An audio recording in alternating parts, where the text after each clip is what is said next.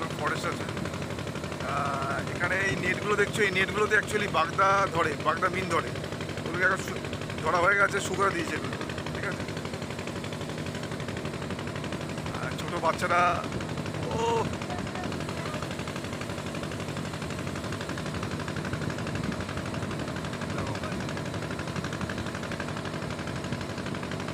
দেখো, দেখার মতো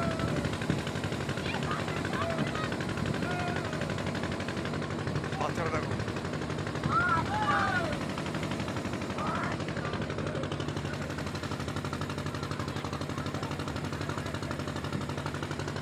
বাচ্চারা আনন্দ করছে।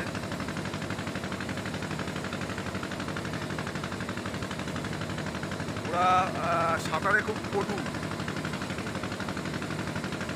সঙ্গে দেখো।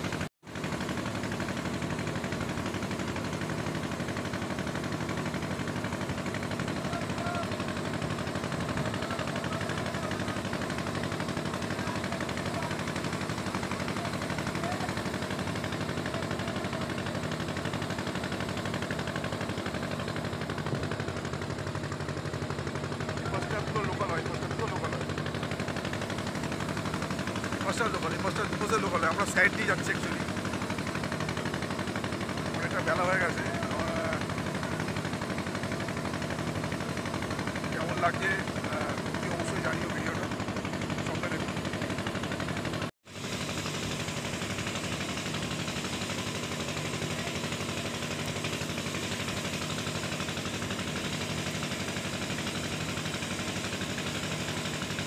আমরা এখন মেন নদীতে পড়ছি, তোমরা দেখতে পারো। একটা জঙ্গল টাইপের আছে, আর এই সাইড দিয়ে আমাদের দেখো জাল পাতা আছে।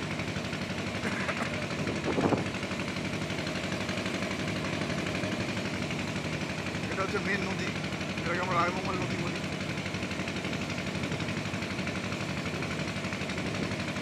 এবার আমরা বেরিয়ে যাচ্ছি মেন ইয়ে থেকে, এবার বেরোচ্ছি, মানে ছোটো নদী থেকে বড় নদীতে বেরোচ্ছি। নদীটা কত বড়,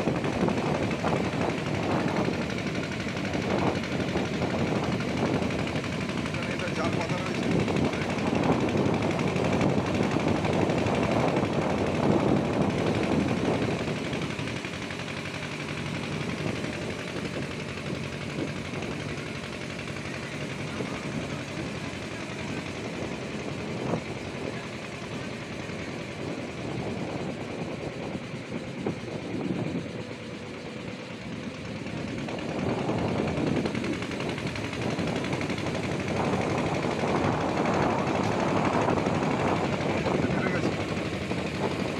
দেখো একটা এবার তো ওপারে অনেক দেখো দেখা যাচ্ছে, আমরা একদম লোকালের সাইড দিয়ে যাচ্ছি।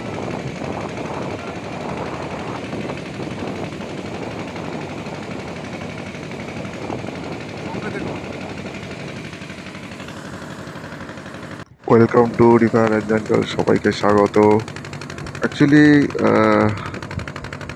সুন্দরবনে এই জায়গাগুলো খুব অদ্ভুত জায়গা। তোমরা জানো এই নোনামাটির জলে মানুষের বসবাস, তাদের জীবিকা নির্বাহন সব কিছু যেন মানে অন্যরকম। শহরবাসীর কি নানা অন্যরকম কাজে থাকে, কিন্তু এখানে এত বড় নদীর মাঝখানে এই সুন্দরবন এলাকায় এত বড় নদী, সেখানে বিভিন্ন ধরনের মাছ, এবং সেই মাছ ধরে বিক্রি করা, তার পয়সা দিয়ে জীবন অতিবাহিত করা, এটা একটা একটু অন্যরকম জীবন। মাটির ওপর দিয়ে ইট দিয়ে করা হয়েছে, এখান দিয়ে মানুষ ওঠানামা করে।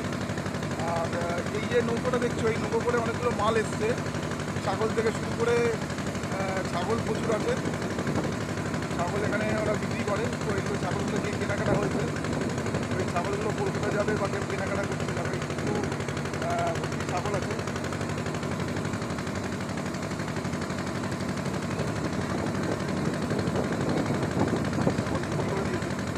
আর এটা তো লোকাল এরিয়া। সবচেয়ে বড় অবাক ঘটনা হচ্ছে এখানকার দুর্যোগ যখন আসে তখন মানুষের দুঃখের শেষ থাকে না। তার কারণ সম্পূর্ণ এই জলের উপরেই তাদের বসবাস। তোমরা হয়তো দেখলে বুঝতে পারবে ভিডিওটা। আমি যতটা সম্ভব এক্সপ্লোর করার চেষ্টা করেছি। আর সবচেয়ে বড় কথা, আহ, এই আহ, জঙ্গল বড় বা এই গাছপালা বা এই নোনা মাটি বা এই নোনা জলের উপরে যে জীবিকা নির্বাহন, মানে সত্যি মানে অভাবনীয়। খুব আহ, দুঃখ লাগে মাঝে মাঝে যে মানুষ কতটা কষ্ট করে জীবন নির্বাহ করে। আর সবচেয়ে বড় মেন যেটা আহ, বক্তব্য সেটা হলো যে এখানকার জীবিকা নির্বাহন সেটা হচ্ছে জীবিকা নির্বাহন তো আছে, যেমন মধু, কাঁকড়া, মাছ, যেগুলো এই ছোটোখাটো জায়গা বা এই সমস্ত জায়গায় পাওয়া যায় না, যেগুলোকে পেতে হলে একদম ঘন জঙ্গলে যেতে হয়। এবং সেই ঘন জঙ্গল অত্যধিক ভয়ানক জঙ্গল, যেখানে প্রচুর মানুষ প্রাণ হারিয়েছে। তো সেখানে প্রতি মাসে এখনও মানুষ নিজের জীবন ঝুঁকি নিয়ে যায় এবং আহ, অনেকে প্রাণও হারায়। আমার নিজের স্বচক্ষে দেখা, আমি যখন লাস্ট গোসাবাতে গেছিলাম, ওটা হচ্ছে সাতজেলিয়া জায়গার নাম। সেই সাতজেলিয়া আহ, যে জায়গাটা আছে, ওখানে যে নদী আছে, ওখানে ট্যুরিস্ট বোট ঢোকা সম্পূর্ণ বারণ। এবং পরদিনকে যার বাড়িতে গেছিলাম, আমারই এক ফ্রেন্ড, এক বন্ধুর বাড়ির আত্মীয়র বাড়ি গেছিলাম। তো এখনও যাই, যদি মন চায় যাই, ফোন করলেই চলে যাওয়া যায়। তো জায়গাটা সম্পূর্ণ রেস্ট্রিক্টেড এরিয়া আছে এবং প্রচুর মাছ কাঁকড়া প্রচুর পাওয়া যায়।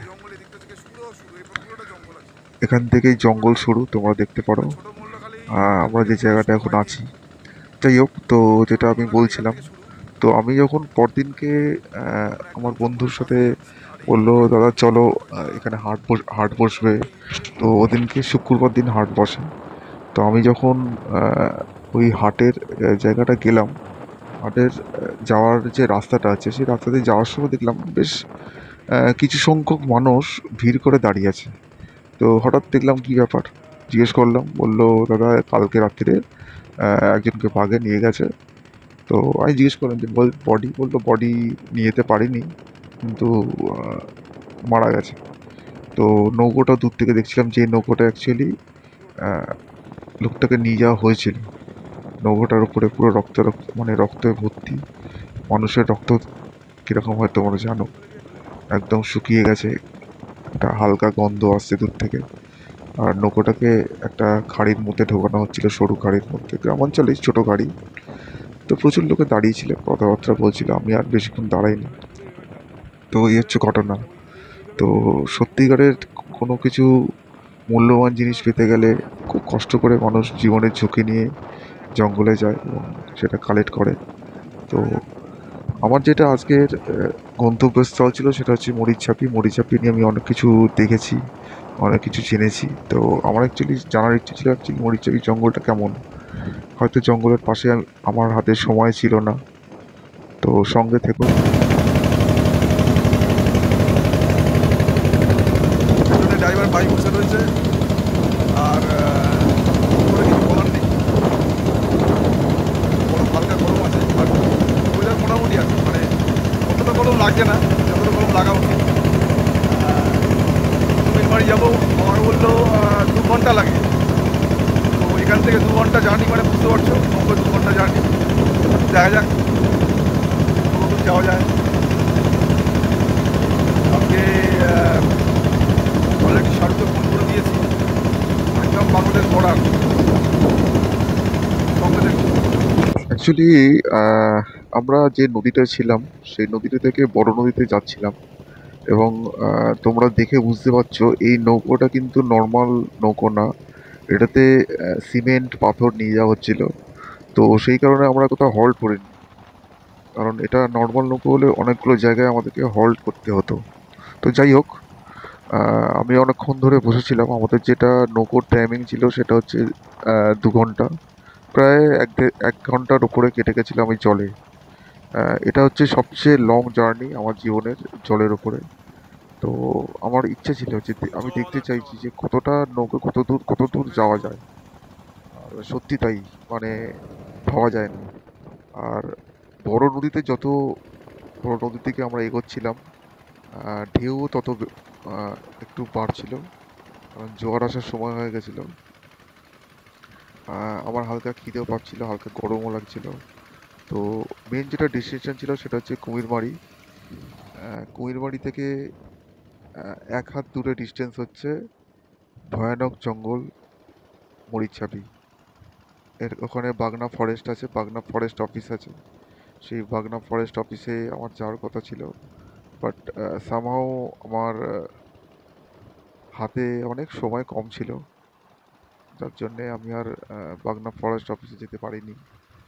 এবং ওখানে গেলে আমাকে 1 থেকে 1.5 দিন থাকতে হবে, তবেই জঙ্গলটাকে ভালোভাবে পরিদর্শন করা যাবে।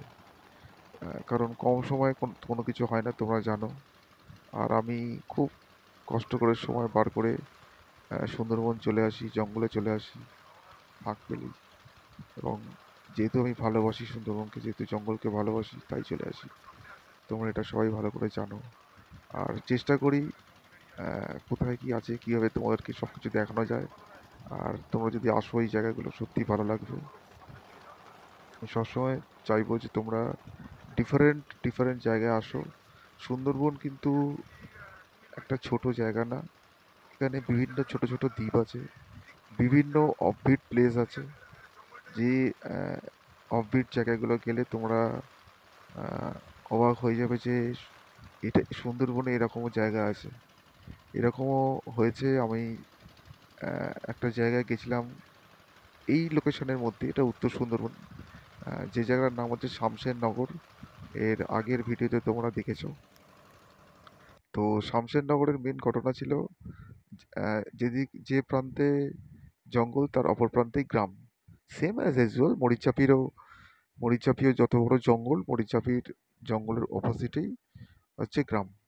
তো মরিচাপির থেকে শামশেরনগর গ্রামের, মানে গ্রামের আক্রমণটা একটু বেশি, তার কারণ ওই জঙ্গলটা আরো বেশি কাছে। আহ, আমার সবচেয়ে বড় মেন ব্যাপার ছিল, সেই কারণেই আমি তোমাদেরকে বলছি যে আহ, যদি মনে হয় কখনো সুন্দরবন যাব, ইলিশ উৎসব শুরু হয়ে গেছে, তোমরা ইলিশ উৎসবে সুন্দরবন আসতে পারো। পিকনিক, ছোটোখাটো পিকনিক খুব ভালো হতে পারে বর্ষার সময়। কিন্তু এখন বাঘ দেখা কি খুব কঠিন ব্যাপার, কারণ বাঘ এখন কিন্তু চট করে বেরোবে না।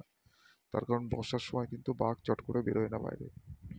এখন বর্ষার সময় বাঘের মেন বেরোনোর সময় হচ্ছে শীতকাল। শীতকালে বাঘের মেন বেরোনোর সময়, বাঘ বলো, কুমির বলো, হরিণ বলো, শীতকালটা হচ্ছে মেন সময়। তো তোমরা যদি টার্গেট করো, মোটামুটি সেপ্টেম্বর, অক্টোবর, নভেম্বর, ডিসেম্বর, এই 4 মাস, জানুয়ারি, এই কটা মাস, মানে সেপ্টেম্বর থেকে শুরু হয় অ্যাকচুয়ালি। তো তুমি মেন হচ্ছে ডিসেম্বর, সবচেয়ে বড় মেন যেটা হচ্ছে ডিসেম্বর, অক্টোবর, নভেম্বর, ডিসেম্বর, এই 3টে মাস হচ্ছে মেন, যেখানে তোমরা বাঘের দেখা পেতে পারো। কিন্তু আহ, কিছু কিছু প্লেস আছে যেখানে খুবই ভয়ানক প্লেস। সেই প্লেসগুলো তোমরা যদি ম্যাপ দেখো তাহলে বুঝতে পারবে। যেমন ধরো বুড়ির ডাবরি, হ্যাঁ, হরিখালি, এই যে জায়গাগুলো, এই জায়গাগুলো তোমরা নাম শোনোনি হয়তো। বাকি তো আমরা নর্মাল শুনেছি, যেটা হচ্ছে উম, যেগুলো নর্মাল আমরা ঘুরি, টুরিস্ট টুরিস্ট নর্মাল যেগুলো ঘোরায়। তো যাই হোক, সব মিলেমিশে তোমরা সঙ্গে থাকো। আর তোমরা হয়তো বুঝতে পারছো যে আমি কিভাবে যাচ্ছি। সত্যি খুব ভালো লাগছে এই নদীর সফর। আর আমি আর বেশি দূরে নেই, খুব কাছাকাছি চলে এসেছি। আমাকে দাদা বললো যে দাদা কুমিরমারি প্রায় চলে এসেছি। আর ঢেউ তোমরা বুঝতে পারছো, ঢেউয়ের আহ, যে উথাল পাতাল, সেটা তোমরা বুঝতে পারছো কতটা ভয়ানক। তো যাই হোক, আমি আমার প্রথম প্রথম যখন সুন্দরবন যেতাম খুব ভয় লাগতো, এই নদী, এই এখন আমার সেরকম আর ভয় লাগে না। তো সঙ্গে থেকো,